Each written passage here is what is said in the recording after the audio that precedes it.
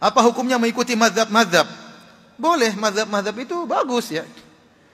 Mazhab-mazhab itu adalah para ulama yang mereka punya murid banyak. Jadi tidak ada para ulama sengaja bikin mazhab, nggak ada. Ya. Yang pertama mazhab Abu Hanifah. Abu Hanifah pintar, di zaman dia banyak orang pintar, tapi dia yang top. Akhirnya dia punya murid banyak, akhirnya ilmunya berkembang, jadi dia disebut mazhab Abu Hanifah. Setelah itu muncul Imam Malik, Imam Darul Hijrah, Imam kota Madinah. Ada juga orang-orang sepantaran Imam Malik yang hebat-hebat, tapi dia punya murid banyak, akhirnya ilmunya berkembang, timbullah mazhab Imam Malik. Sebenarnya mazhab itu maksudnya metode belajar. Ini metode belajarnya Abu Hanifah, ini metode belajar Imam Malik. Ya. Di antara murid-murid Imam Malik ada Imam Syafi'i. Ternyata dia berkembang dan dia punya murid banyak lagi sehingga muncul lagi mazhab yang baru. Namanya mazhab Imam Syafi'i. Di antara murid Imam Syafi'i ada namanya Ahmad bin Hambal. Dia juga hebat. Akhirnya muncullah mazhab Hambali. Mereka tidak pernah sengaja untuk memproklamirkan membuat suatu mazhab, tapi itu berjalan dengan sendirinya. Sebenarnya di zaman dulu mazhab lebih dari 4. Ada mazhab Ishaq bin Rohawai, ada mazhab Sufyan Ats-Tsauri, ada mazhab Abu Thawr. Ya, tetapi mazhab-mazhab tersebut hilang. Kenapa? Karena tidak ada murid-muridnya yang meneruskan ilmu mereka. Tetapi secara pendapat masih termaktub dalam buku-buku fikih. Demikian juga termaktub dalam, sering disebutkan oleh Abu Isa At-Tirmidzi. Dan ini pendapat fulan disebutin.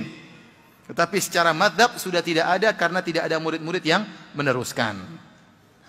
Jadi bermazhab itu boleh. Anda belajar agama melalui metodenya Imam Syafi'i, silakan, tidak apa-apa. Yang dilarang adalah fanatik. Atau memaksakan harus bermazhab, itu yang jadi masalah. Ya. Dan para imam tidak pernah memaksa untuk bermazhab. Dan mereka tidak pernah mengajarkan murid mereka untuk fanatik. Contoh besar Al-Imam Syafi'i rahimahullah ta'ala. Al-Imam Syafi'i punya murid langsung namanya Al-Muzani. Al-Muzani punya kitab Al-Mukhtasar lil-Muzani. Kitab fikih juga. Kitab Mukhtasar Al-Muzani ini mengumpulkan, meringkas pendapat Imam Syafi'i dari kitab Al-Um dan juga dari ceramah-ceramah Imam Syafi'i. Dalam kitabnya tersebut dia sering mengatakan, guru kami Syafi'i mengatakan demikian, adapun saya berpendapat demikian. Dan dalam buku-buku fikih ma'ruf, Imam Muzani berpendapat demikian, Syafi'i berpendapat demikian. Contoh, antum baca sederhana, saya baru baca kemarin, masalah kapan Lailatul Qadar. Menurut mazhab Imam Syafi'i, Lailatul Qadar itu malamnya tertentu, tidak berubah sepanjang tahun. Kalau malam 23, ya malam 23 terus. Kalau malam 21, malam 21 terus. Dan Imam Syafi'i dalam sebagian berpendapat, malam Lailatul Qadar selalu malam 21. Dan dalam pendapat yang lainnya mengatakan, malam Lailatul Qadar selalu malam 23. Ternyata diselisih oleh muridnya Al-Muzani. Al-Muzani berkata, malam Lailatul Qadar itu berpindah-pindah dari tahun ke tahun.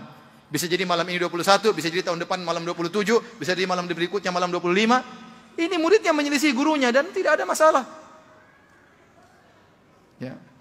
Contohnya lagi, Imam Syafi'i punya murid namanya Ahmad bin Hambal. Apakah Imam Ahmad bin Hambal mengikuti seluruh perkataan Imam Syafi'i? Tidak, bahkan dia bikin mazhab baru namanya mazhab apa? Hambali.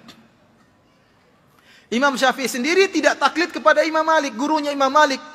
Ternyata Imam Syafi'i keluar dari mazhab Imam Malik dan dia berkembang sendiri sehingga punya mazhab apa? Syafi'i. Jadi yang jadi masalah adalah memaksa harus ikut satu mazhab tertentu, itu yang tidak boleh. Tapi kalau dikatakan bahwasanya boleh bermazhab, boleh. Bahkan ulama kita bermazhab. Syekh bin Baz mazhabnya Hambali. Ibnu Utsaimin rahimahullah mazhabnya apa? Hambali.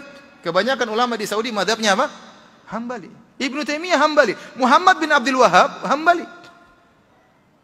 Kalau mereka menuduh kita tidak bermazhab, tidak benar. Sebagian ulama kita juga bermazhab, cuma mereka tidak menyuruh untuk apa? Untuk fanatik.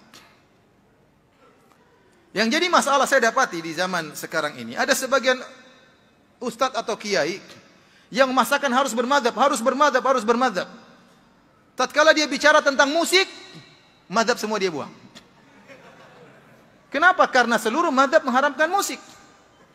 Mazhab Hanafi mengharamkan musik, mazhab Hambali mengharamkan musik, mazhab Syafi'i mengharamkan musik, mazhab Maliki mengharamkan musik. Terlebih lagi mazhab Syafi'i keras dalam masalah musik. Sampai